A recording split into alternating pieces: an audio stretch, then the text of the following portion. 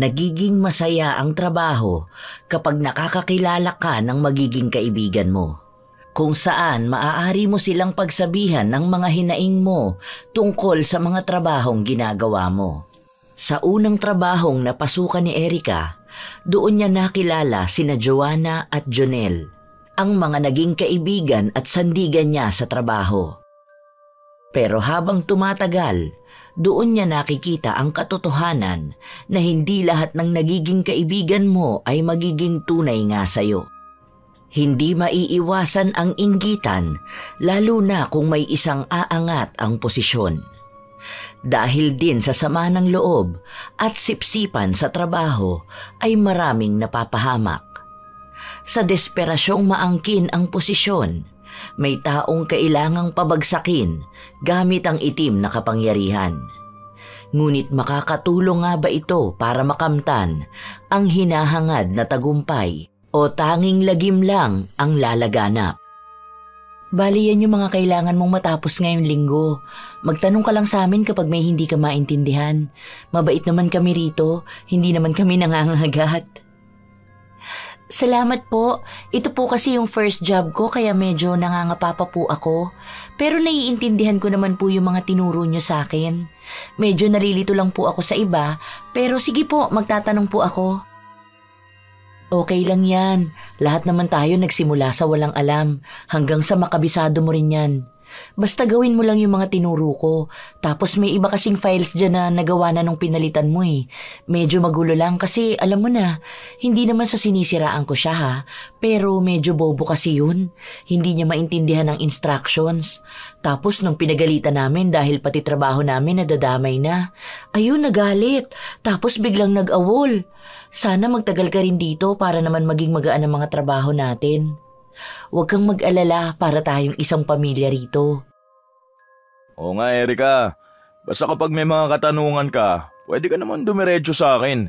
Kahit itanong mo pa kung single ako, isasagot ko agad sa'yo na oo. Nagtawanan sila matapos itong sabihin ni Jonel. Tumayo rin siya para lapitan ang dalawang katrabahong nag-uusap. Hoy, tama ka na, Jonel. Lahat na lang ng bago gusto mong pormahan. Mag-iingat ka dyan, babaero yan. Masyadong mabulaklak ang mga salita niyan. Akala mo naman kung sinong pogi. Oh, bakit? Pogi naman ako, di ba? Aminin mo na, puging-pugi ka sa akin nung unang pasok mo rito. Kunwari ka pa eh. Ang kapal talaga ng mukha mo. Basta wag mong bigyan ng trauma ang bago ha. Baka bigla yan mag-resign. Basta tandaan mo, Erica, huwag kang papadala sa mga salita nito, ha? Matinik yan sa lahat ng chicks. Opo, salamat po rito. Sige po, sisimulan ko na po ang trabaho ko. Umalis ka na dyan, Jonel. Hayaan mo siyang magtrabaho. Marami ka ring tambak, kaya huwag ka namang gulo dyan. Oo na, madam. Ito na, aalis na. Good luck, be. Basta kung may mga katanungan ka, tanong ka lang sa akin, ha? Ito ang unang araw ni Erica sa trabaho bilang isang admin assistant. Nakakaramdam pa siya ng kaba dahil natatakot siya na magkaroon siya ng pagkakamali, pero ginawa niya pa rin ang lahat ng makakaya niya. May mga tinatanong siya sa mga katrabaho niya na nasasagot naman kaagad. Sa pakiramdam niya ay mababait naman ang mga ito, pero minsan ay istrikto sila pagdating sa trabaho. Naiintindihan naman yon ng dalaga dahil nakikita rin naman niya kung gaano katambak ang mga trabaho nila. Sa tanghalian, sabay-sabay silang kumain. Hindi naman pinaparamdam ng mga ito na bago lang siya. Ito pa, Erica. Baka gusto mo ng biko. Dala ko yan kasi nagluluto niya ng nanay ko. Tikman mo. Yan ang pinakamasarap na biko na matitikman mo. Oo, tikman mo na muna yan kasi sa susunod pagbebentahan ka na niyan. Ikaw, sinisira mo palagi ang diskarte ko. Ito na, Erica. Iyon na lahat yan. Ay, salamat po rito. Ito naman, huwag ka na magpo sa amin. Napag-aalataan tuloy na matanda na kami. Isipin mo na lang kunwari magkakasing edad lang tayo. Di naman kami ang boss mo, huwag ka na nga magalang. Saka mga baby face naman kami. Nagtawanan silang lahat sa loob ng pantry. Sa katunayan ay si Erica ang pinakabata sa kanila at siya lang ang bago. Halos lahat sa kanila ay dekada nang nagtatrabaho sa kumpanya. Kaya pansin ng dalaga, magkakasundo na nga sila. Ito ang klase ng lugar na gusto niyang mapuntahan, kung saan hindi siya makakaramdam ng stress sa mga kasamahan niya dahil pare-pareha silang magkakasundo at nagtutulungan. Sa paglipas ng mga araw, nakakabisado na ni Erica ang trabaho niya. Kahit na paano ay nakakasabay na siya sa bilis ng mga kasama niya. May mga nagiging pagkakamali siya, pero hindi naman yun maiiwasan sa trabaho. Naaagapan niya rin naman ang mga yun. Oo nga pala, day off natin bukas. Tuloy ba tayo mamaya? Nakaredy pa naman na ako. Magpapalit lang ako ng pantaas tapos go na tayo. May lakad kayo mamaya? Oo, at sasama ka. Once a month lumalabas kami para mag-bar. Para banding na rin natin. Para kahit na paano maiwas tayo sa stress dito sa work. Sa alak naman tayo malunod, hindi puro sa trabaho. Sumama ka sa amin, Erica ha. Ako na lang ang mag-aatid sa'yo. Saan ba ang bahay mo? May extra helmet naman ako eh. Hoy, ayan ka na naman, dumidiskarte ka na naman. Wag yan, bata pa yan. Gurang ka na eh. Mamaya may boyfriend yan, maging dahilan ka pa ng away nila. Palagi mo nalang pinapahamak ang mga baguhan. Naaalala mo yung bago natin noon na nilipat ng ibang apartment? Muntikan ka pa makipagbugbugan sa labas dahil nahuli kayo ng boyfriend niya. Uy, hindi ko yung pinopormahan ha. Nakisuyo sa akin yun na sumabay dahil hindi siya makapag-commute. Kasi natagusan daw siya. Mabait lang talaga ako. Kaya minsan napagkakamalan akong babaero. Kahit hindi nyo na ako isabay umuwi, malapit lang naman ang bahay namin, pwede naman akong mag-book. Saka wala akong boyfriend, hindi pa ako nagkakaroon ng boyfriend eh. Wala rin naman kasi akong balak sa ngayon. Ang focus ko ay ang trabaho ko. Ay, talaga ba? Sa ganda mong yan? Ay nako, sinasabi ko sa'yo, huwag mong sasayangin ang pagkadalaga mo. Huwag mong gagayahin si Joanna, tatandang dalaga yan. Tignan mo, mukhang malapit na mag-menopause. Palaging mainitin ang ulo eh. Aba, talagang ako naman ang nakita mo, no? Kung ibato ko kaya sa'yo tong napkin ko ngayon para sabihin kong hindi pa ako menopause. Saka hindi ako tatandang dalaga, magkakaroon pa ako ng asawa, no? Habang nag-aasara ng mga katrabaho niya, natatawa na lang si Erica. Madalas na kasing naririnig ang dalawa na nagtatalo at nag-aasaran. Pagsapit ng gabi, lumabas sila at nagpunta sa bar. Si Jonel ang nanlibre sa kanila para naman daw yon sa pag-welcome nila sa bagong empleyado. Doon ay nakita ni Erica ang iba't ibang side ng mga katrabaho niya. Kung ano ang ikinaseryoso nila sa office, yun naman ang ikinakulit nila sa labas. Nakakaramdam siya ng tuwa ni hindi na nga niya napapansin na magkakaiba sila ng edad dahil parang mga kabataang nagpapakasaya sa buhay ang mga ito. Nakaupo lang si Erica sa isang gilid habang ang ibang mga katrabaho nila ay nagsasayawan na sa gitna. Dalawa sila ni Joanna na naiwan doon. Ganito po ba talaga kayo palagi? Sabi na nga na huwag ka na magpo, hindi naman masyadong nagkakalayo ang mga edad natin. Pero oo, ganito talaga kami kasi nga gusto naming sa alak naman kami malunod, hindi puro sa trabaho. Yung iba hindi sumasama sa amin kasi nga may mga asawa at anak na.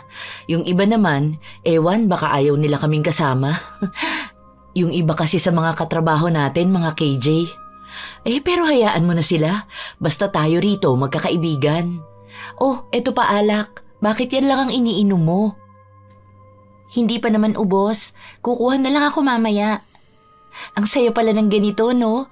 Nagkaroon pa ako ng mga kaibigan na makakasama ko sa ganito. Pero totoo ba na wala pa kayong asawa? Pero may anak na kayo. Muntikan ko pa maibuga yung iniinom ko. Oo, wala pa akong asawa at mas lalong wala pa akong anak. Hindi ko pa kasi feel magkaroon ng pamilya. Saka alam mo na, medyo mahirap ang buhay ngayon. Pero sana nga, sa mga susunod na taon, magpakasal na ako. Sa ngayon kasi wala pa akong boyfriend. Ang akala ko nga nung unang pasok ko, si Jonel ang boyfriend mo. Kasi ang sweet niyo tingnan eh. Tapos binibilang ka pa niya ng pagkain kapag gusto mo. Wala ba kayo something? May asawa na ba yan si Jonel? Tingin mo ba parang may something kami? Sabi nga ng iba, akala nila may relasyon kaming dalawa. Kahit noon pa man, ganyan na siya sa akin. Ilang taon na kaming magkasama niyan sa trabaho at wala naman niyang asawa.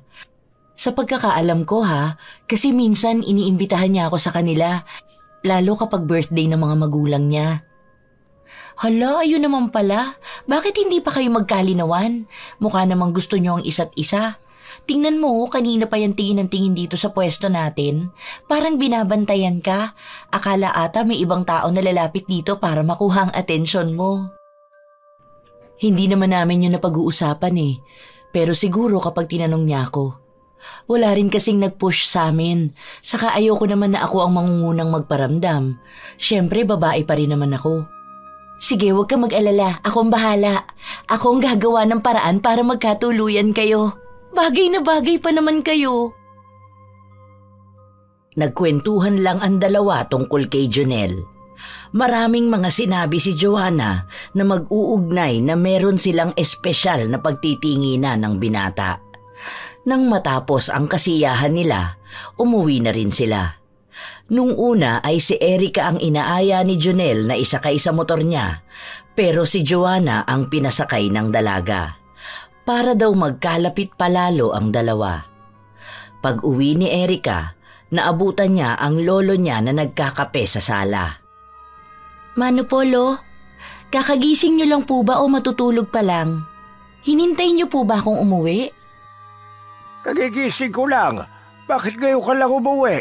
Inumaga ka naman yata. Anong oras na ako nakatulog kagabi kakahintay sa'yo? Saan ka ba nagpuntang bata ka? Lumabas po kami ng mga katrabaho ko.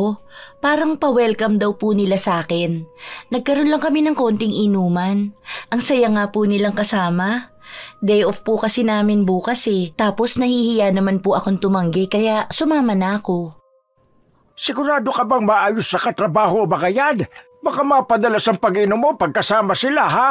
Alam mo naman na ayaw kung umiinom ka. Lalo na kapag uuwi ka ng ganitong oras. Ang daming masasamang tao sa labas. Opo, alam ko naman po yun. Saka hindi po to palagi. Ang sabi nila once a month lang naman daw po. Para lang daw po hindi kami ganun ka-stress sa work. Saka mababait po sila. Para nga po magkakasing edad lang kami. Pamilya nga raw po kami sa office. O siya, magpahinga ka na. Ang baho mo. Amoy alak ka. Maliligo muna po ako bago matulog. Sige po, pasok na po ako sa kwarto ko. Medyo pasuray-suray pa sa paglalakad si Erica habang papasok siya sa kanyang kwarto. Dalawa lang sila ng lolo niya na magkasama dahil ito na rin ang nagpalaki sa kanya simula nang iwan siya ng mga magulang niya at bumuo ng kani-kanilang pamilya. Sa paglipas ng mga linggo, doon na mas nararamdaman ni Erica ang hirap ng trabaho. Nagpatong-patong na ang mga kailangan niyang tapusin. Paminsan-minsan pa ay napapagalitan na siya ng mga nakatataas sa kanya. Pinipilit niya namang tatagan pa ang loob dahil gusto niya ang trabaho niya. Bakit ka naman nakasimangot, Erica? Ang aga-aga pa. O ito, magkape ka nga muna. Nakabusangot ka na agad dyan eh. Gusto mo ba ng donut? Ibibili kita sa baba. Hindi na, wag na. Salamat din dito sa kape. Nahihirapan kasi ako dito sa mga pinapaasikaso sa akin na files. Pinagalitan pa ako kanina dahil hindi ko pa raw tapos. Paano ko naman kasi ito matatapos? Hindi ko nga makita yung mga nawawalang files. Hindi pa ito magkakasunod. Tapos year 2020 pa yung pinapahanap sa akin. Ilang taon nang nakalipas yun. Ay, nakaka-stress naman masyado. Wala akong mapagtanungan kasi abala silang lahat. Anong gagawin ko rito? Ayoko naman magkamali. Baka mas lalo ako manganib sa trabaho. Napasapo pa ang dalaga sa kanyang ulo. Marahan niya ring hinihilot ang sintido niya. Kanina pa siya problemado kung ano ang gagawin niya sa mga tambak niyang trabaho. Ayaw din naman niyang makaistorbo sa iba. Mabuti na lang at napansin siya ni Jonel. Kawawa naman ang baby girl ko. Stress na masyado sa work. Ano ba yan? Akin na, tulungan na kita para naman makausad ka na. May mga kailangan ka pang matapos ngayon. Dahil nauubusan na kami ng trabaho, ayoko naman na magahol ka. Tignan mo nga, may tigyawat ka na oh. Ito kasi yung mga pinapahanap sa akin. Hindi ko alam kung saan ko to makikita. Nagugutom na nga ako eh. Gusto ko sanang kumain muna saglit pero hindi ko maharap. Saan ko ba makikita tong mga to? Wala naman doon sa portal na binigay sa akin. Year 2022 lang ang pinakahuli doon. Lumapit si Jonel sa dalaga para tingnan ang pinapakita nito. Napatango siya at sinabi na hindi niya yon makikita sa portal dahil yung hinahanap niya ay printed files na nakalagay sa isang office sa second floor. Sinamahan naman ni Jonel ang dalaga para hanapin yon. May mga trabaho pang dapat natapusin si Jonel pero mas inuna niya pang tulungan ang dalaga. Noong sinabi ni Erica na hayaan na lang siya, sinabi ng binata na mabilis lang naman siyang magtrabaho kaya matatapos niya rin yon kaagad. Habang naghahalongkat sila, pumasok ang HR para tawagin sila. Pinabalik si Jonel sa pwesto niya habang si Erica naman ay kinausap ng HR. Sinabi sa kanya ng HR ang mga reklamo na natatanggap nila tungkol sa kanya at sa kanyang trabaho. May mga nakapagsabi rin daw na wala siyang masyadong ginagawa sa trabaho, madalas siyang palakad-lakad at baka natutulog pa sa CR. Marami pang mga kasinungalingan na sumbong. Alam ni Erica na ni minsan ay hindi niya yon ginawa. Hindi naman po ako nagrereklamo sa pinapatrabaho sa akin. Nahihirapan lang po talaga akong maghanap ng file. Kaya nga po ako nagpatulong kay Jonel kung alam po kung paano ko magagawa ng mas mabilis ang trabaho ko. Dahil po may mga pinapatapos din sa akin bukod po doon.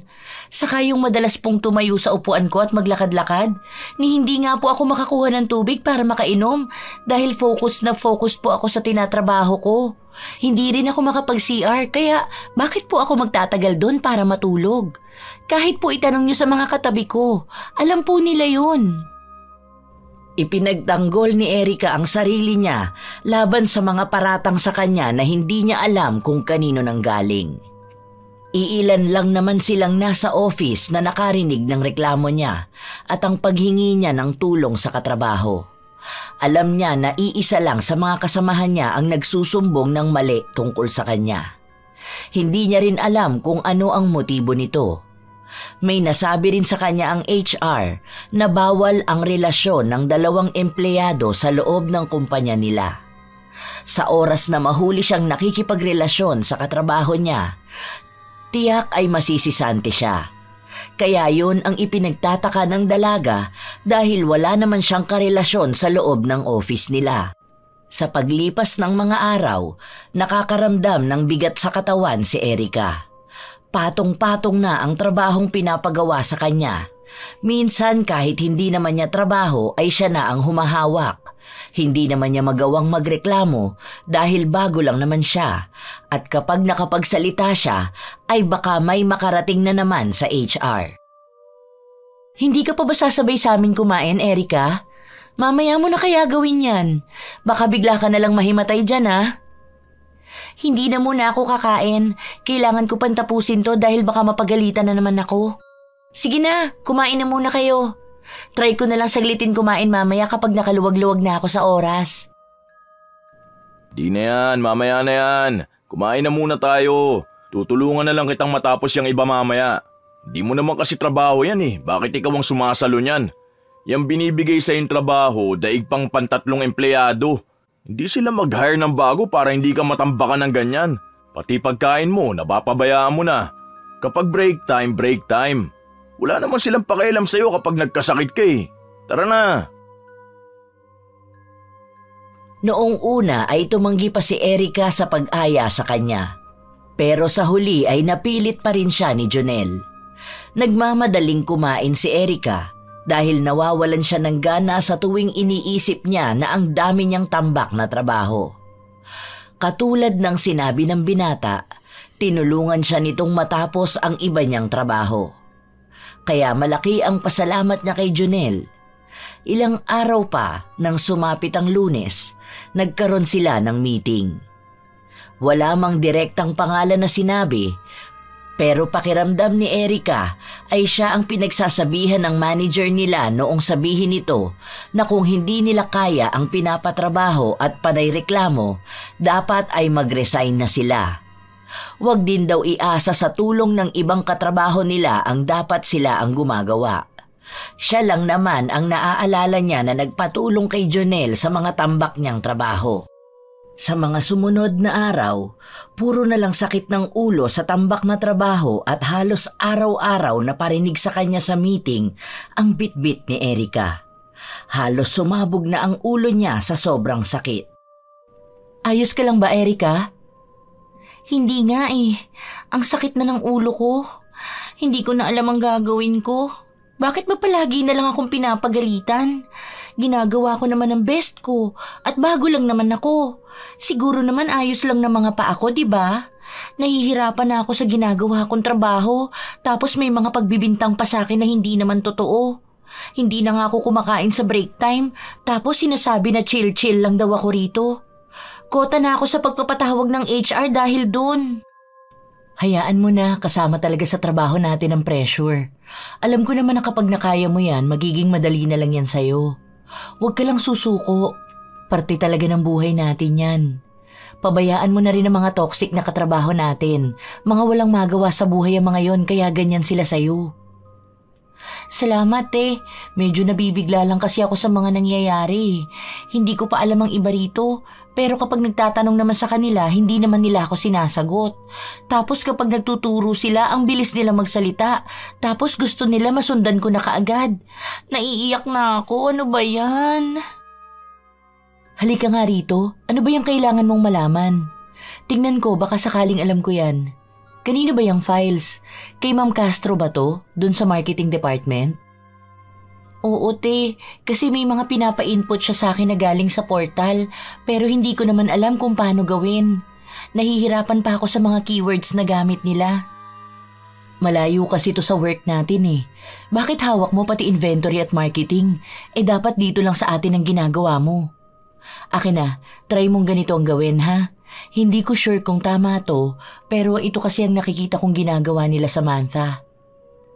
Ayan, gumana. Try mo nga.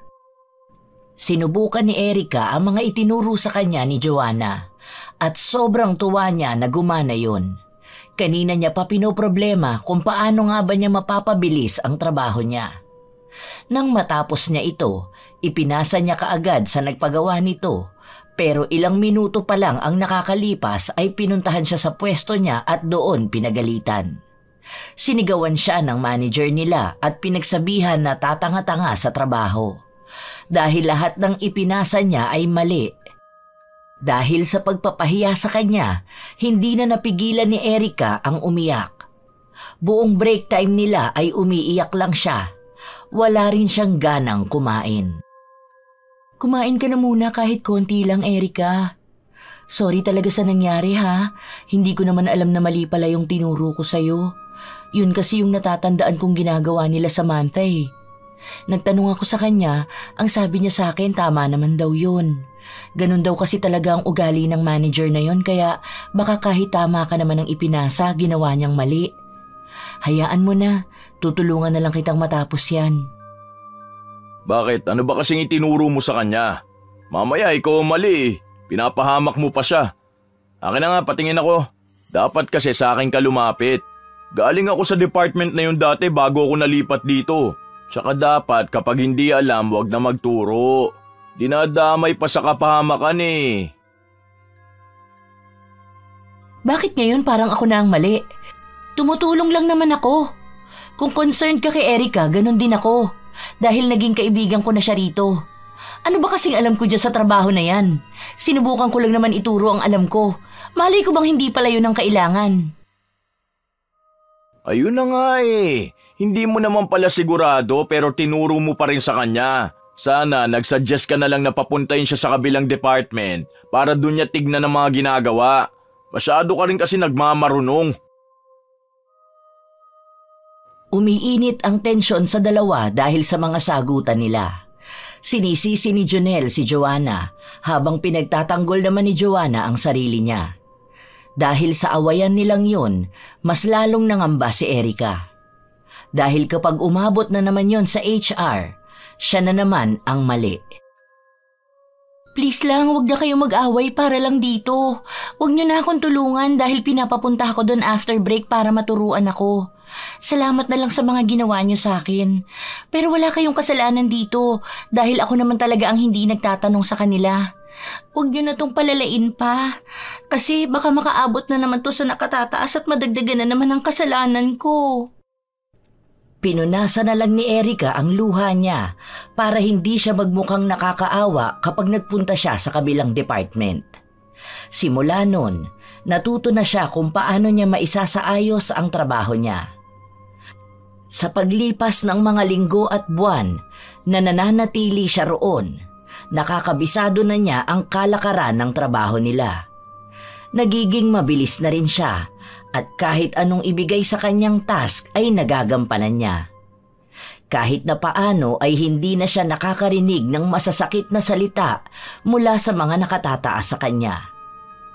Matapos ang sahod nila, nakatanggap siya ng bonus dahil sa pagiging Employee of the Month niya.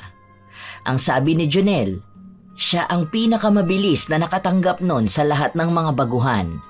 Dahil ilang taon na silang nagtatrabaho bago sila nakatanggap ng ganun, samantalang siya ay hindi pa nakakakalahati ng taon. Lumabas sila ng lolo niya para kumain sa labas at bumili ng mga gamit. Huwag mo na masyadong gastusin ang pera mo, Apo. Ayos na ako doon sa mga damit ko. Itabi mo yan para sa kinabukasan mo. Masyado mo ginagastos ang pera mo para sa akin eh. Alam mo naman na ayos na sa akin ang mga simpleng bagay lang.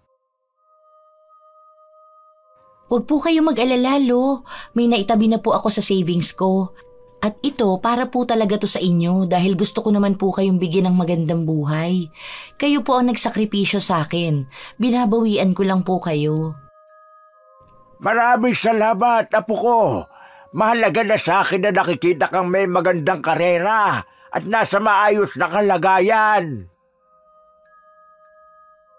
Pero kahit na po, basta hayaan niyo po akong bilhan kayo ng mga bagay na damit sa inyo. Luma na yung mga damit niyo eh, nakikita ko yung suot niyo nung bata pa ako. Mukha na pong mga basahan yun, kaya po bibili tayo ng bago. Galak ang tanging nararamdaman ni Erica sa mga sandaling nabibilhan na niya ang lolo niya ng mga bagay na pangarap niya lang para dito noon. May mga bitbit silang pinamili sa mall. Marami-rami din yun at habang naglalakad sila palabas ay nasa lubong nila ang ibang katrabaho ni Erica. Bumati pa ang dalaga sa mga ito at saka sila umalis. Pagpasok nila sa trabaho, napapansin ni Erica ang bulong-bulungan sa paligid niya. Hindi niya sigurado kung tungkol ba yon sa kanya. Pero malakas ang kutob niya na maaaring may kinalaman sa kanya ang mga usapan na yon. Binaliwala niya lang yon dahil ayaw niyang masira ang umaga niya. Gusto niyang maging maayos lang ang trabaho niya dahil marami pa siyang balak para sa pangarap nila ng lolo niya. Sa meeting nila, may pinaparinggan ang supervisor nila patungkol sa maaaring makasira sa imahe ng mga empleyado. Ayaw daw nila ng eskandalo na maaaring magpabagsak sa kumpanya nila. Pero habang sinasabi yun, sa kanya lang nakatuon ang mga mata nito, na para bang sa kanya yun sinasabi. Hindi yun maintindihan ni Erica, pero parang siya lang ang walang kamalay-malay sa mga nangyayari. Dahil hindi na siya makatiis, tinanong niya ang kaibigan niya tungkol dito. Ano yung sinasabi kanina sa meeting? Hindi ko kasi maintindihan.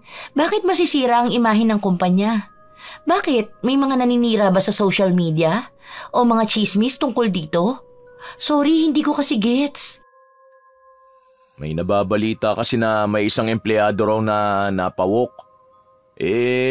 Alam mo naman kung gaano ka-sensitive tong company natin. Kapag may lumabas na issue, iniisip nila na madadamay ang pangalan ng kumpanya. As if naman walang mga bahong tinatago ang iba rito. Pawok? Ano yun? Pawok ang tawag sa mga high-end na pokpok. Kumbaga parang mga rich na tao ang punteriya nila. Kunwari mga sugar daddy, ganun ba? Basta malaki ang bigayan sa kanila. Kadalasan mga professional na tao ang gumagawa nun. Last time may nabalitaan ako pero sa ibang kumpanya yun. Manager na pawok. Mas malaki raw kasi ang sahod niya doon kesa doon sa totoo niyang trabaho. Kaya ayun, meron daw rito. Pero feeling ko hindi naman maiiwasan yun. Sa iba nga libre lang basta kating-kati sila.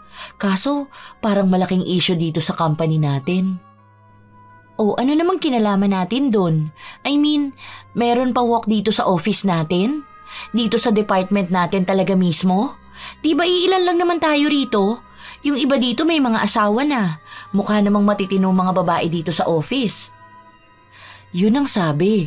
Sa katunayan, nakuha ko nga ang chismis nung nasa CR ako. At huwag kang mabibigla ha. Pero ikaw raw yun Hindi ko alam kung sino yung mga nagsasalita. Nasa loob kasi ako ng cubicle. Pero binanggit nila yung pangalan mo. Ikaw lang naman ang Erika sa department natin. Ha? Ako raw? Teka. Paano naging ako? Hindi nga ako lumalabas kasama ang ibang lalaki. Hindi pa ako nagkakaroon ng nobyo kahit na isang beses. Yun na nga ang hindi ko alam. Saka may mali rin Sana kinausap ka na lang muna nila bago sila nagdadakdak sa harapan ng maraming tao. Wala man silang pangalan na binitawan pero malaking epekto pa rin yun para pag-usapan. Ewan ko ba? Naiinis nga ako. Oh, talagang si Erika pa ang pinagbintangan nila?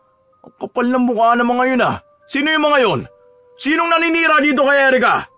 Paulit-ulit nyo siya sinisiraan Ano, mga inggitera na ba kayo? Malaman ko lang talaga kung sinong naninira sa kanya, sasabog yung uso nyo. Huwag lang tayong magpapang-abot sa labas dahil magkakaalaman talaga tayo. Hindi nagsalita si Erika dahil doon niya napagtanto na kaya pala nagbubulungan ng mga tao kapag dumadaan siya ay tungkol pala sa kanya ang usapan. Hindi siya nakapagtrabaho ng maayos kakaisip sa mga balitang natanggap niya. Naging tahimik din siya kahit napilit siyang pinapatawa ni Jonel. Ang naaalala lang ni Erika ay lumabas sila ng lolo niya. Tapos inisipan na kaagad siya ng masama ng mga taong nakakita sa kanya.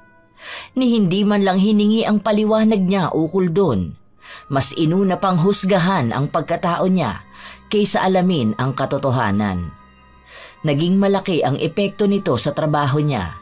Dahil sa araw-araw na pumapasok siya, palagi siyang pinaparinggan ng mga tao. Para bang walang handang makinig sa kanya at alamin ang buong katotohanan. Uy, tahimik ka na naman dyan. Huwag mong pagpapapansinin ng mga marites na yan. Basta kami, alam namin ang totoo.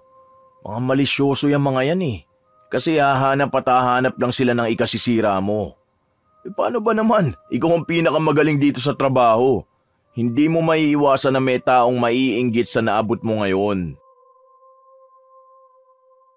Mas mabuti pa na sumama ka sa amin mamaya. Lalabas tayo, di ba? Huwag ka magpaka-stress sa kanila. Hindi sila ang bumubuhay sa'yo. Mas ikakatuwa pa nila kapag nakikita nilang apektado ka. Show them na unbothered ka. Mga tsaka naman ang pagmumukha nila. Baka naman sa Monday may bago na namang issue na lalabas sa akin. Sasabihin na lasinggera at pariwara ako.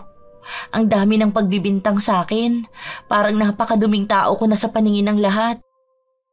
Ay, subukan nilang pagsabihan ka ng ganyan, makakatikim talaga sila sa akin. Hindi lang ikaw ang umiinom ng alak.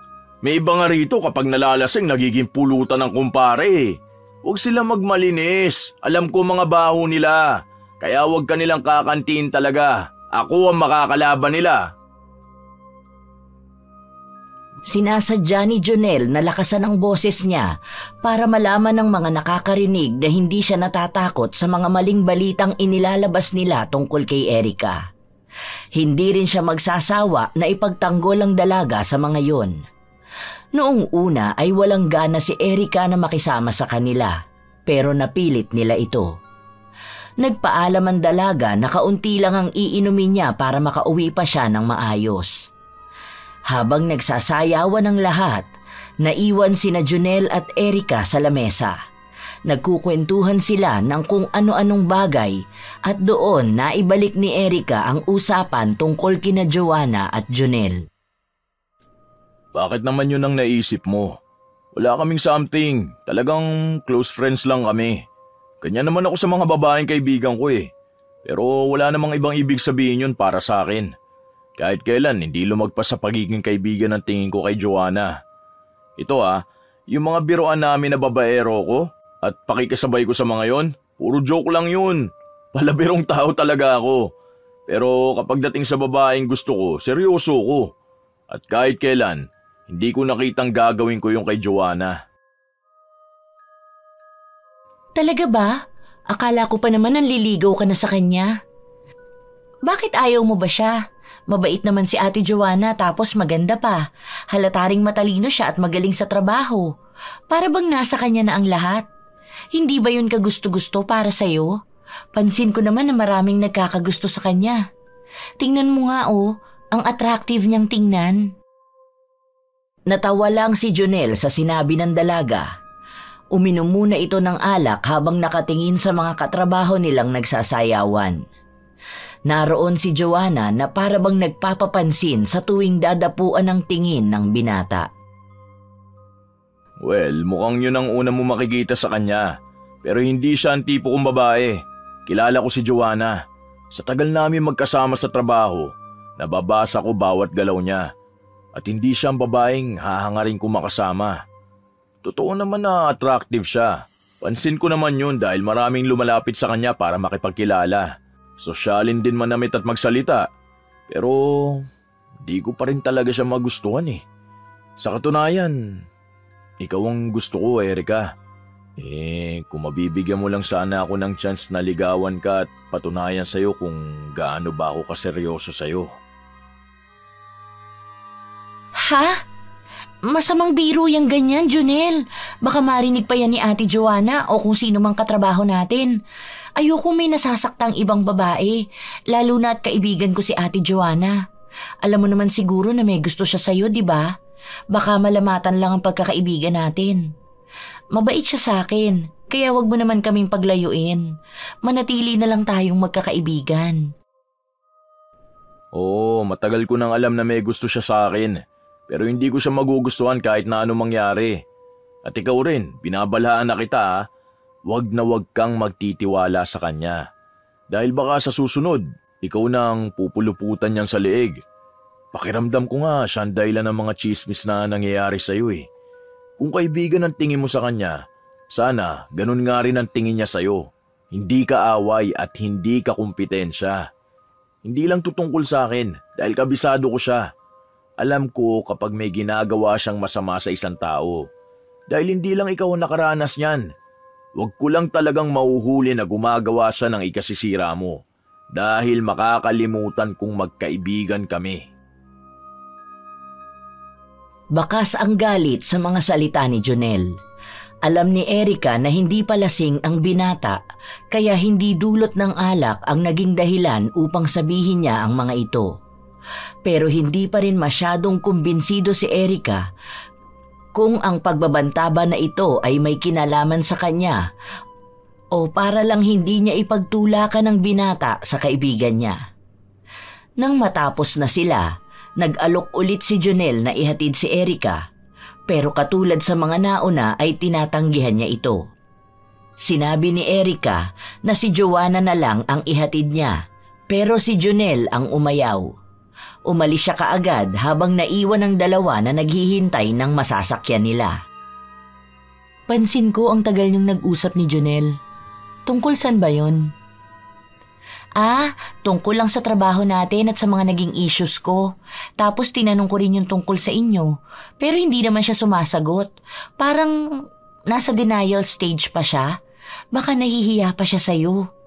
Ano na bang status niyo? Pasensya ka na, hindi kita masyadong matulungan sa kanya. Masyado kasing maraming nangyari sa akin itong mga nakaraang araw. Wala naman, katulad pa rin ng dati. Hayaan mo na, hindi mo na ako kailangan tulungan sa kanya. Gumagawa naman na siya ng paraan.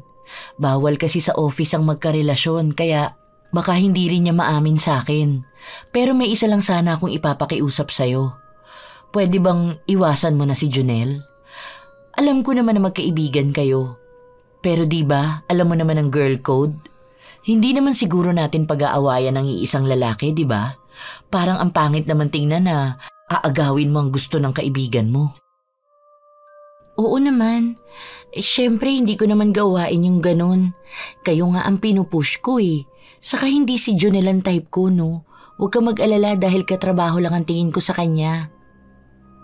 Lumalamig ang simoy ng hangin, pero mas malamig ang pakikitungo sa kanya ni Joanna. Alam ni Erica na may gusto sa kanya si Junel, pero hindi niya nais na masira ang relasyon nila ng kaibigan niya para lang sa isang lalaki. Kaya kahit na si Junel ang isa sa mga tinuturing niyang kaibigan, pipilitin niyang iwasan ito, wag lang siyang makasakit ng damdamin ng iba. Hanggang sa makauwi sila, ito ang iniisip ni Erica. Minsan pa ay naabutan siya ng kanyang lolo na nakatulala sa labas ng bahay. Anong tinatanaw mo dyan sa malayo?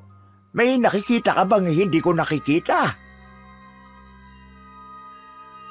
Lo, andyan po pala kayo. Kanina pa nga ako narito eh.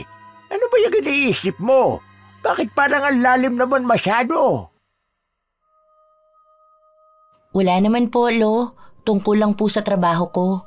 Medyo na-stress lang po kasi ako. Ang sakit nila sa ulo, parang palagi akong may entry pagdating sa kaguluhan. Tapos idagdag pa po yung manliligaw ko na gusto ng kaibigan ko. Hay! Kung tingin mo na hindi ka na masaya sa trabaho mo, mas maganda siguro na maghanap ka na lang na iba. Alam mo, hindi naman talaga lahat ng klase ng trabaho kailangan mong pagtiyagaan. Oo, mahirap pagdating sa pera. Pero ikaw na mismo ang apektado ng problema. Mas magandang humanap ka ng trabaho na para sa'yo talaga. At yung manliligaw mo na yan, sigurado ka bang seryoso yan sa'yo? At ang kaibigan mong tinuturing, gaano ka nakakasiguro na kaibigan talaga yan? Gusto ko po ang trabaho ko, pero para kasing ang toxic na sa office. Ang daming parinigan, ang daming nakikialam ng personal kong buhay, na dapat hindi po ba labas na yun sa usapang trabaho. Hindi naman mahirap ang trabaho ko dahil naaaral ko naman. Kaso po, sa tuwing papasok ako sa office, parang ang bigat-bigat ng pakiramdam ko. Pagod na kaagad ako. Gusto ko naman ilaban pa kasi sa totoo lang ngayon lang po ako nagkaroon talaga ng kaibigan na kagaya ni Ate Joanna. Kaso nalalamatan yon dahil sa panliligaw sa akin ang gusto niya. Timbangin mong maigi kung ano ba mas mahalaga para sa'yo. Kung ang trabaho mo o ang sarili mo. Ang pagkakaibigan ba na yun ay tunay o nababalot lang yun ng pagkukunwari? Ilang tao na ang nakahalubilo ko sa pagtanda ko. Hindi lahat ng kaibigan na nakilala natin sa umpisa, talagang kaibigan. Paminsan may mga kaaway tayong nagpapanggap na kaibigan para malaman kung ano ang pwedeng sirain sa atin. Sa mga naging payo sa kanya ng kanyang lolo, doon lang tila nagkaroon ng kaliwanagan sa utak ni Erica. Ayaw man niyang pagdudahan ang kaibigan niya, pero baka nga may nakatagong hinanakit ito sa kanya. Sa paglipas ng mga araw, nakakaramdam ng kakaiba si Erica tungkol sa kung paano makitungo sa kanya si Joanna. Minsan ay hindi siya nito pinapansin. Minsan naman ay dikit na dikit ito sa kanya at maraming tinatanong tungkol sa buhay niya. Habang si Junel naman ay walang nagbabago sa pakikitungo sa kanya. Nagugulo lalo ang trabaho ng dalaga dahil sa samut-saring kaganapan sa office nila. Isang beses ay pinatawag siya ng supervisor nila para kausapin. Hello po, ma'am. Magandang araw po. Pinapatawag niyo raw po ako? May nagawa po ba akong mali sa trabaho ko? Sa totoo lang ay nakakaramdam ng kaba sa dibdib ang dalaga. Hindi niya alam kung tungkol ba ito sa trabaho niya o may panibago na namang isyu siyang kakaharapin. Dahil alam niya na iba-iba na ang mga sabi-sabi tungkol sa kanya. Pero wala sa mga yon ang sinabi sa kanya ng supervisor niya. Magandang balita ito tungkol sa trabaho niya. Dahil nakikita raw ng boss ang maganda niyang performance, maaari daw tumaas ang posisyon niya sa trabaho. Labis ang tuwang nararamdaman ng dalaga. Halos gusto na niyang ipagsigawan ang magandang balita. Kaya nang lumabas siya ng opisina ng supervisor nila, meron siyang malawak na ngiti.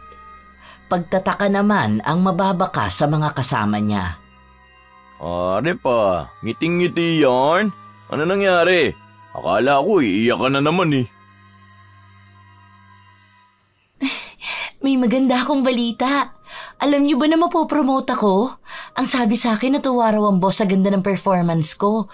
At kahit na bago lang daw ako, maaari daw maibigay sa akin ng supervisor position sa marketing department. Ibig sabihin daw, lilipat na ako ng office before end of the year. Talaga ba? Wow, congrats! Alam ko naman na makukuha mo talaga yan eh. Paano masyado mong ginagalingan sa trabaho? Iba talaga ang baby girl ko. Dapat may celebration tayo niyan. Ha? Ay hala, teka. So kung lilipat ka na ng office, hindi na tayo magkikita niyan? Pero okay lang din. Basta mapunta lang sa iyo ang posisyon.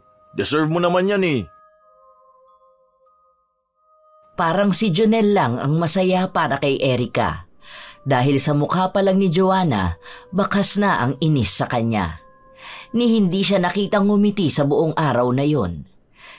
Hindi rin niya pinansin si Erica na para bang hangin lang ito sa harapan niya. Dahil maging si Jonel ay napapansin yon, mas lalo niyang inaasar si Joanna. Paulit-ulit niyang pinupuri ang galing ni Erica. Hanggang sa mag-uwian na, lahat sila ay naghihintay ng elevator, habang si Joanna ay nakatahimik lang sa gilid. Uuwi na ang soon-to-be supervisor. Ang lupit mo! Oh, ano ba yung ginagawa mo, Joanna? Baka masira mo yung pindutan ng elevator. Ano bang pakialam mo? Kung masisira to, maipapaayos naman to kaagad. Oh, bakit ka galit? Nagbibiruan lang tayo rito. Alam mo, pansin ko kanina ka pa ganyan. Ano bang problema mo? Ganda-ganda ng araw natin eh. Hindi ka ba masaya sa ibinalita ni Erica sa atin? Anong masaya ron? Dapat ba matuwa akong sip-sip siya sa mga nakakataas? Ako ang mas matagal dito sa trabaho. Halos kalahati ng buhay ko nagtatrabaho na ako rito. Tapos sa bago mapupunta ang posisyon? Kung hindi yun pagiging sip-sip, ano tawag doon? Hindi naman ako sumisip-sip. Nagulat nga rin ako na bigla yung sinabi sa akin. Kasi 'di ba ang dami kong maling nagawa sa trabaho ko? Yun na nga eh. Marami kang nagawang mali. Ang dami mo pang issue na dinala dito tapos biglang ikaw ang makakakuha ng promotion. Paano naman kaming matatagal na rito? Pinaghihirapan din namin ang trabaho namin ah. Unfair yun. Kakausapin ko bukas ang HR. Dahil kung hindi nila magagawa ng paraan to, magre-resign talaga ako. Oh, bakit parang kasalanan pa ni Erica na siyang mas magaling kaysa sayo? Wala sa tagal yan. Nasa performance. Ano kung mas matagal ka pero mas makupad ka pa sa baguhan? Ang dami mong maling ipinapasang report kaya bumababa ang performance ng team natin hanggang sa dumating si Erica. Tapos magrereklamo ka? Kung pagalingan lang naman ang usapan, baka nasa hulihan ka. Huwag mo idadahilan ng pagre-resign mo. Kahit umalis ka ngayon, walang pakialam sa iyong kumpanya. Hindi ka kawalan. Saka, huwag mo siyang pagsasabihan na siya ang sip-sip. Baka nakakalimutan mong ilan ang nag-resign at na-terminate dahil sa pagiging sip-sip mo sa HR. Sige, magkampihan kayong dalawa. Ayan, ngayon palang kumakapit at sumisip-sip ka na sa kanya, ni hindi pa nga siya sigurado na sa kanya mapupunta ang posisyon. Bahala nga kayo riyan. Inirapan pa ni Joanna ang kaibigan niya bago siya bumaba ng elevator. Simula nang sabihin niyo ni Joanna, hindi na sila nagkausap pang dalawa. Kahit naayain siya ni Erica na sabay na silang kumain, ay hindi siya nito pinapansin. Pinagsasabihan naman siya ni Jonel. Kaya ngayon ay dalawa na silang hindi kinakausap ni Joanna. Hindi niya matanggap ang katotohanan na mas malaki ang chance na mapunta kay Erica ang posisyon kaysa sa kanya. Sa paglipas ng mga araw, nagpapatuloy na lang ang dalaga sa pagtatrabaho niya at ang naiwan niyang kaibigan ay si Jonel na lang. Isang beses pa ay pinatawag si Erica ng HR nila para sabihin sa kanya na mabibigyan siya ng memo dahil sa mga nauna niyang pagkakamali sa trabaho. Makakaltasan din siya ng sahod. Dahil dito ay umapila ang dalaga dahil wala naman siyang natanggap na reklamo nung mga nakaraan. Ang mga pagkakamali na tinutukoy ng HR ay noong bago pa lang siya sa trabaho. Nagsumbong si Erica sa supervisor nila at ipinagtanggol naman siya nito. Sinabi pa sa HR na kung ipagpipilitan niya ang gusto niyang gawin kay Erica, ang boss na nila mismo ang makakausap niya. Ang sakit na ng ulo ko. What if tanggihan ko na lang ang posisyon na binibigay sa akin? Nahihirapan na ako eh. Ang daming nagagalit sa akin, pati si Ate Joanna ayaw na akong kausapin. Ano ka ba? Huwag mong tatanggihan yan. Dahil sila lang ang magwawagi sa paninira nila sa'yo. Hayaan mo silang maging toxic sa sarili nila. Basta ikaw nagtatrabaho ka na maayos. Saka kahit naman hindi sa'yo mapunta ang posisyon, hindi rin naman yun mapupunta kay Joanna eh. Kung alam mo lang kung paano yan magtrabaho, pati ikaw mas stress sa kanya. Hindi nga yun nakakaintindi ng simpleng instruction eh. Hindi mo ba napapansin na sa tagal niya ni hindi man lang tumaas ang posisyon niya? Pero kasi ayoko nang may kaaway. Ang bigat kaya sa dibdib kapag iniisip ko na nasira ang pagkakaibigan namin dahil lang sa posisyon na yun. Hindi ba pwede na masaya lang akong magtatrabaho? Pwede ka naman maging masaya, wag ka lang magpapapekto sa kanila. Kahit na anong sip-sip niyan sa HR, hindi sila mananalo sa'yo. Babaka pang kita palagi. Baka suntukin ko sila kapag labas ng office. Baliw ka talaga. Nakakainis ka, palagi ka nalang nagpapatawa sa mga seryosong usapan. Nagtatawa na ng dalawa na mas kinainis ni Joanna. Hindi niya maatim na makitang masaya si Erica habang siya ay nagdurusa at nanliliit sa sarili niya. Habang lumilipas ang mga buwan, hindi na naaapektuhan si Erica sa mga naririnig niyang balita tungkol sa kanya. Ang alam niya lang ay masaya siya sa pagtatrabaho at kasama niya si Jonel na siyang tunay niyang kakampi.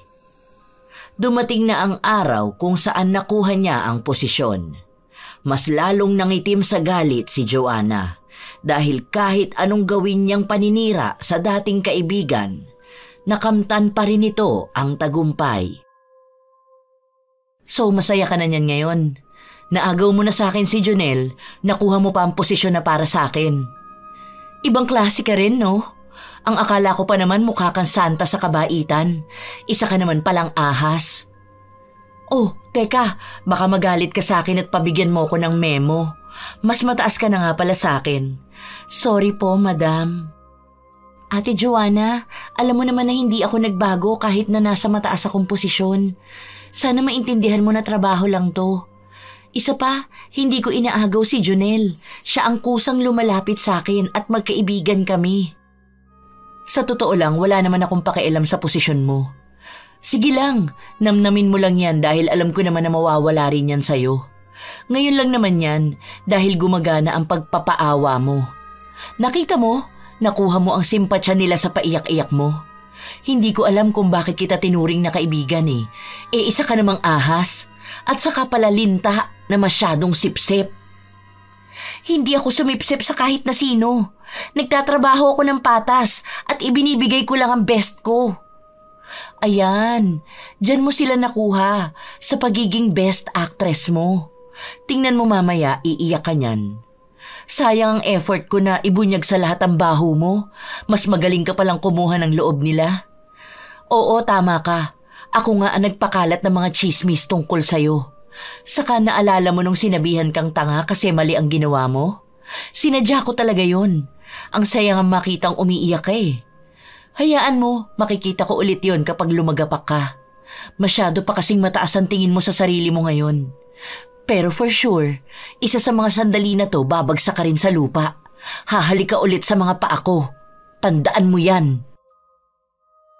Hindi na nakapagsalita pa si Erica matapos niyang marinig ang mga salitang binitawan ng dati niyang kaibigan. Lumabas na rin ng banyo si Joanna. Gustong isumbong ng dalaga ang mga pag-amin na sinabi ni Joanna, ngunit alam niya na mas lalaki pa ang problema nila. Lalo na kapag nalaman ito ni Jonel, kaya nilihim niya ito at nagpatuloy na magtrabaho. Habang lumilipas ang mga araw, nakakaramdam ng kakaiba si Erica sa sarili niya. Sumasakit ng sobra ang ulo niya. Nagluluhari ng mga mata niya. Tuwing titingin siya sa harap ng computer, wala siyang gaanong maaninag. Bakit ba ang sakit ng ulo ko? Maaga naman ako nakatulog kanina. Tapos pati paningin ko hindi pa maayos. Ano ba naman to? Kung kailan pa naman ang dami kong hinahabol na report. Kahit sa paglipas ng mga oras na pinapahinga ni Erica ang mga mata niya, walang nagbabago. Lumalabo ito at sa tuwing tatagal siyang nakatingin ay grabe ang pananakit ng kanyang ulo. Hanggang sa natapos ang araw, hindi man lang niya nakalahati ang trabaho niya. Nagpaiwan siya para mag-overtime dahil kailangan niyang matapos ang dapat niyang gawin. Kasama naman niya si Jonel na naghihintay sa kanya na makauwi. Ah! Ano ba to? Ang sakit ng ulo ko! Ah!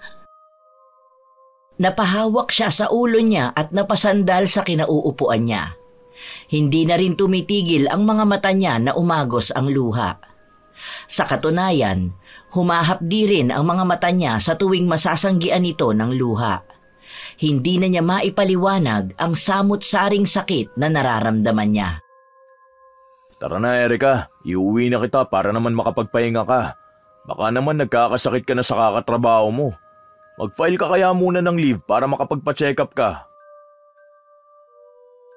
Hindi pwede. Alam mong kakapromote lang sa akin at ang daming trabahong nakatambak. Kaya ko to. Magiging okay din ako. Magiging okay ka kapag nagpahinga ka talaga. Hindi yung pinipilit mo sarili mo magtrabaho. Tignan mo ngayon, sa sobrang sakit ng ulo mo, hindi mo na alam ang gagawin. Noong una ay ayaw pa ni Erica na umuwi dahil inaalala niya ang trabaho niya, pero wala na siyang nagawa nang ilabas siya ni Jonel. Ang binata ang nag-uwi sa kanya sa bahay nila. Sinabi rin niya sa lolo ni Erica ang naramdaman niya sa trabaho kanina.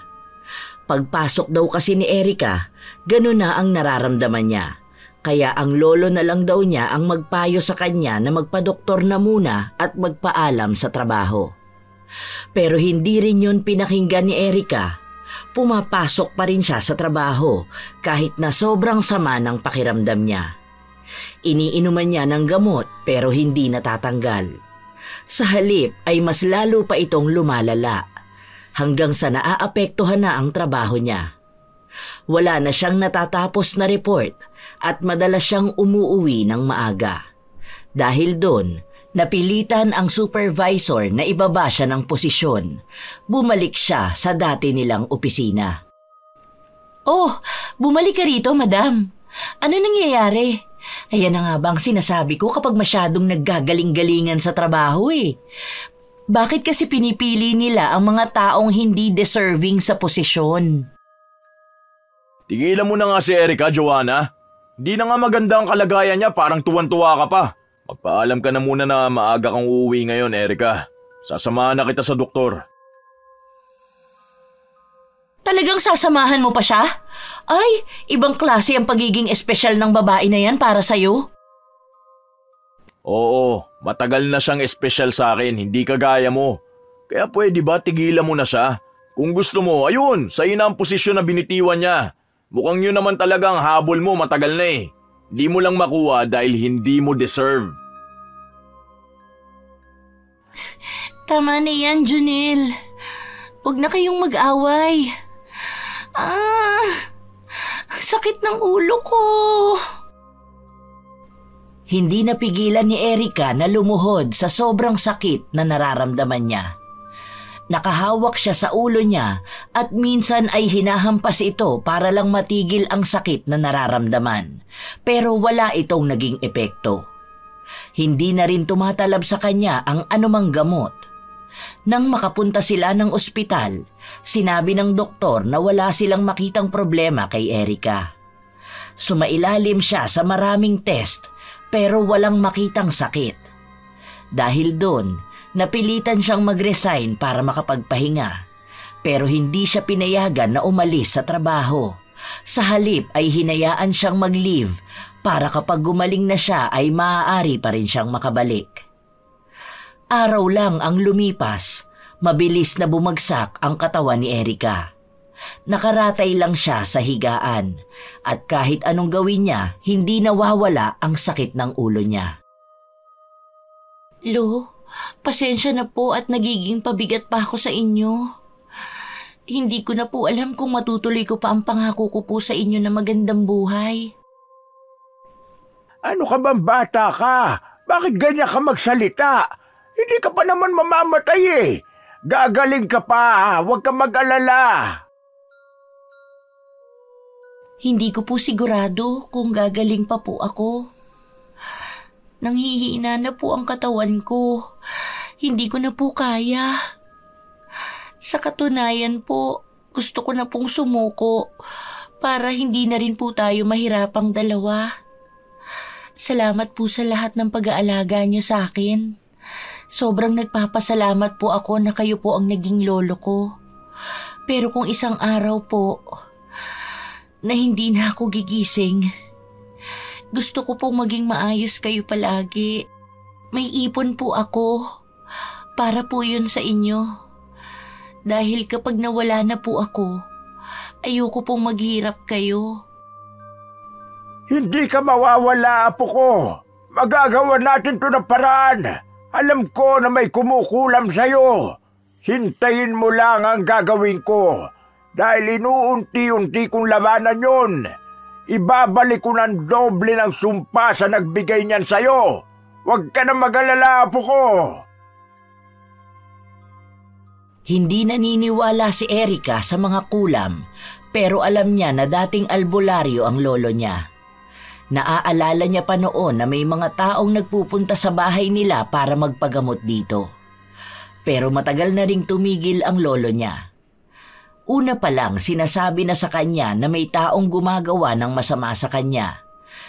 Pero dahil matagal nang hindi naggagamot ang lolo niya, nahihirapan itong makisabay sa pakikipaglaban. Ipinangako naman ni Lolo Baste na hindi siya titigil hanggat hindi gumagaling ang apo niya at hindi nababalikan ng sumpa ang gumawa sa kanya nito. Sa paglipas ng mga araw, nagpapatuloy si Lolo Baste sa mga ritual na ginagawa niya. Doon niya napansin na nagiging maayos na si Erica. Nanunumbalik na ang lakas niya, ngunit kailangan niya pa ring magpahinga. Habang nagpapagaling ang dalaga, palagi rin siyang dinadalaw ni Junel. Nagdadala ito ng pagkain para sa kanila ng lolo niya. Ipinapakita niya na seryoso ang nararamdaman niya para rito. May good news ako sa'yo. Alam mo ba na sa akin ang punta ang posisyon mo? Ako na ang bagong supervisor. Tapos ayun, si Joanna, nang gagalaiti na naman sa galit. Halos araw-araw ba naman galit kapag nakikita ako.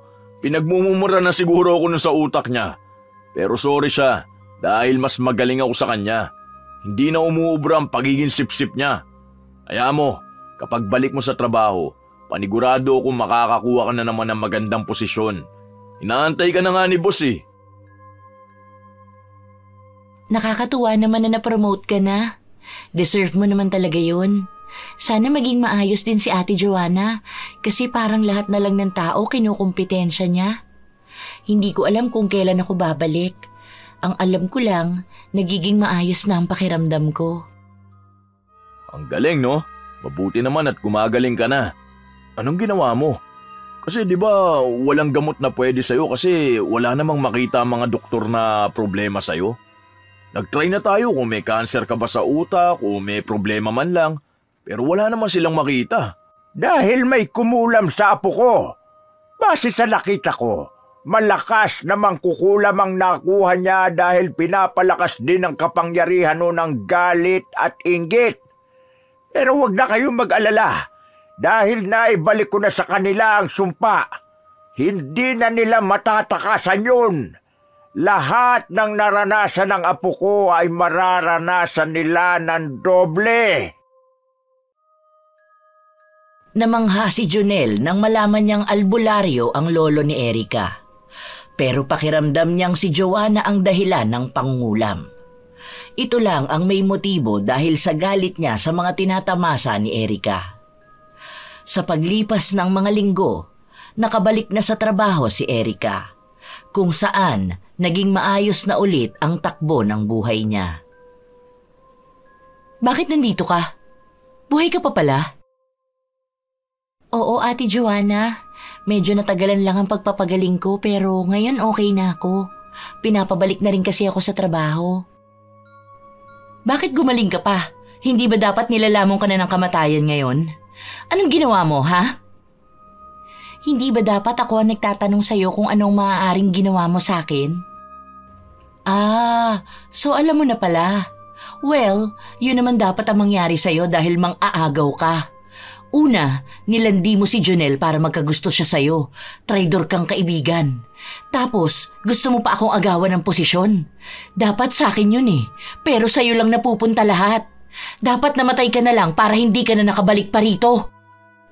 Alam mong wala akong ginawang masama sa'yo. Naging mabuting katrabaho at tunay na kaibigan ako sa'yo. Kaya hindi ko maintindihan bakit kailangang umabot pa sa pagpapakulam mo sa akin. Ang daming pangarap ang maaaring mawala sa akin kung nagtagumpay ka. Yun nga ang gusto kong mangyari. Ang mawala sa'yo ang lahat. Tandaan mo, ngayon nakaligtas ka pero sisiguraduhin ko sa'yong sa susunod na gagawin ko sa'yo, hindi ka na makakabangon pa. Tuluyan kang lalamunin ng kamatayan. Bitbit yang ilusyon mong ikaw ang mas magaling sa akin. Matapos itong sabihin ni Joanna, ay umalis siya sa harapan ng dalaga. Ayaw ni Erica na magalit dahil mas inaalala niya ang maaaring mangyari sa dating kaibigan dahil sa pagkampi nito sa kadiliman. Habang lumilipas ang mga araw, kapansin-pansin ang pagiging magagalitin ni Joanna. Kahit na saan sila magkasalubong ni Erica, ay minumura niya ito, lalo pa nang nalaman niya na sinagot na nito si Junel at pinayagan ng management ang relasyon nila basta hindi ito makakaapekto sa trabaho nila. Buisit naman! Ano ba itong mga binibigay niyong trabaho sa akin? Mga walang kwenta! Ano, Erica? Di ba ikaw ang humahawak nito? Bakit sa akin mo ito ipapatrabaho? Hindi ko na kasi mahahawakan yan. Lilipat na ako ng ibang department saka aakyat ako ng 15th floor. Doon na ang magiging office ko. Hindi lang naman ikaw ang binigyan ko ng trabaho dahil lahat naman kayo. Hinati-hati ko lang. Mas kaunti nga lang yang sayo at yan pa yung mas madali. Leche, wala akong pakialam. Hindi ko gagawin yung trabaho na yan. Huwag yung dagdagan ang ginagawa ko. Masyado kang mayabang dahil lang sa tumaas ang posisyon mo. Hindi naman mababago na isa ka lang batang baguhan. Akala mo naman hindi mawawala sa iyo yung posisyon mo na yan? Maghintay ka lang talaga. Huwag mo akong tinatakot, Ate Joanna. Lahat to may kinalaman sa trabaho. Kung ayaw mo niyan, huwag ka sa akin magreklamo. Sige, ipaparating ko ang mga hinaing mo sa mas mataas sa akin. Ayokong patulan ka pero sumusobra ka na. Hindi na napigilan pa ni Erica na ilabas ang mga hinaing niya. Dahil marami ng masasakit na salitang nasabi sa kanya si Joanna simula pa noon. Nadadamay pa ang mga magulang niya. Palagi rin siyang pinagbibintangan nito sa mga bagay na hindi naman niya ginawa.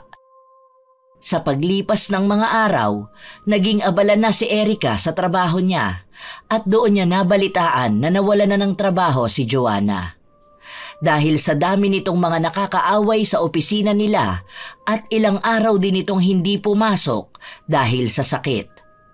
Simula noon ay wala na silang ibang naging balita pa sa kanya. Hanggang isang araw, habang naggagala sina Jonel at Erica, may napansin silang pamilyar na muka na nasa gilid ng bangketa. Sandali lang, babe. Parang kamukha ni Ate Joanna yun, di ba? Saan? Yung bang babaeng nakahiga? Teka. Oo nga no. Siya yan eh. Bakit? Ano kaya nangyari sa kanya? Nilapitan nilang dalawa ang babae at nakumpirma nila na si Joanna nga ito. Tinulungan nila ito at pinakain kung saan dinala rin nila ito sa bahay ni na Erica. Ano bang nangyari sa'yo, ate? Ang tagal na naming walang balita sa'yo. Bakit nasa bangketa ka na lang? Wala na akong kahit na ano sa akin. Simula nang magkasakit ako, naubos na ang pera ko. Walang kamag-anak na gustong kumupkup sa akin dahil nagiging pabigat lang daw ako sa kanila. Kung gusto mo, dito ka na lang muna sa bahay namin. Wag na, salamat na lang. Nakakahiya naman dahil sa dami ng mga kasalanang nagawa ko sa'yo noon. Maraming salamat nga pala sa mga naitulong niyo sa akin ngayon. Sa katunayan, kayo lang ang nakatulong sa akin. Ako pa na maraming naging atraso sa inyo. Sa totoo lang, ito na siguro talaga ang karma ko dahil sa mga ginawa ko. Nung nakakaangat ka na, pinaulit ko yung pangungulam sa iyo. Pero ayaw nun pinagawaan ko nung una dahil binalikan siya ng sumpa. Hindi ako nakinig sa kanya nung binalaan niya ako, kaya lumapit ako sa iba. Pero sa halip na sa inyo mapunta, sa akin tumalab. Hindi ko akalain na mas malala pala ang mararanasan ko. Wala akong mahanap na lunas. Wala akong kahit sinong matakbuhan. Kahit sa pagtatrabaho, hindi ko na magawa. Para na akong baldado. Naluluha si Erica habang nakikita niya si Joanna na nagkakaganon. Bakas niya ang paghihirap dito dahil ang dating ganda at malusog nitong pangangatawan ay bumagsak. Kinausap ni Erica ang lolo niya para pagalingin si Joanna, pero tumanggi si Lolo Baste na gawin yon. Sige na po, Lo. Maawa na po kayo kay Ate Joanna. Nakikita ko naman po ang pagsisisi sa kanya eh. Bigyan po natin siya ng isa pang pagkakataon para po makapagbago. Hindi ko na kayang gawin yun dahil siya naman ang pumili niyan. Kahit na anong pagsisisi niya, wala na siyang mababawi. Dahil alam na niya yan simula pa nung una. Pumayag siya sa kasunduan noong nagpakulam siya. Alam niya na kapag bumalik sa kanya ang sumpa, wala na itong lunas pa. Opo, alam ko na yun nung una pa lang. Pumayag ako dahil hindi ko inakala na babalik talaga sa akin. Yun ang pagkakamali ko. At kahit na magsisi pa ako, wala na akong pagkakataon pa na makalaya rito.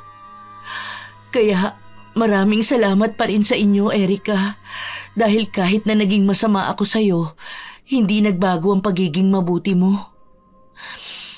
Gusto ko lang talagang humingi ng tawad sa'yo bago ko umalis at magpakalayo-layo. Para kahit dito wala akong bitbit na mabigat sa puso ko. Alam ko na mahirap akong mapatawad. Pero sana, bigyan mo ng puwang ang puso mo. Huwag ka nang mag-alala, Ate Joanna. Hindi ako nagtanim ng galit sa'yo. Pasensya ka na rin dahil wala akong magawa para mapagaling ka. Pero sana makatulong pa rin ako sa mga pangangailangan mo. Dahil kahit na paano, naging magkaibigan din naman tayo. Pinapatawad na kita at ang hiling ko lang sana ay maging malaking aral na sa'yo ang mga nangyaring ito. Mahigpit na yakap ang ibinahagi ni Erica sa dating kaibigan. Nakakaramdam siya ng awa, kaya nag-alok siya ng tulong pinansyal dito, pero tumanggi na si Joanna. Gusto niyang magpakalayo-layo sa lahat. Ang mahalaga lang daw para sa kanya ay ang narinig niyang pinatawad na siya ni Erica. Alam niya na hindi lang si Erica ang nagawan niya ng masama, dahil ilang mga pangarap na rin ang nasira niya dahil lang sa inggit. Ngayon na sa kanya na ang nawala, lubos niyang nauunawaan ang hirap.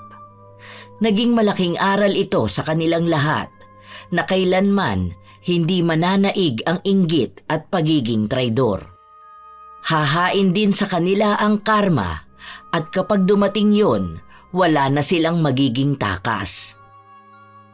Matapos ang kanilang naging usapan, hindi na nila nakita pang muli si Joanna. Nawalan sila ng balita kung ano na nga ba ang kalagayan nito, habang sina Jonel at Erica ay namuhay ng masaya at payapa.